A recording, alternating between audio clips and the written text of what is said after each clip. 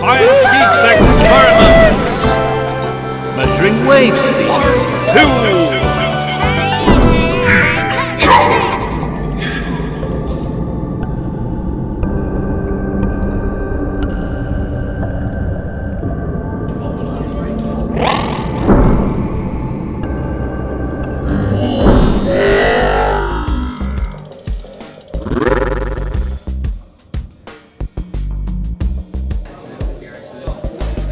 Hashtag living the dream. 2 waves pass a point in 1 second, the source has a frequency of 2 Hz. If 10 waves pass that point in 1 second, it has a frequency of 10 Hz. If 1,000 waves pass that point in 1 second, it has a frequency of 1,000 Hz, or 1 kilohertz. There's something wrong with your voice. What do you mean there's something wrong with my voice? I'm communicating.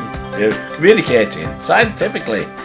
Frequency can also be thought of as the number of waves generated per second.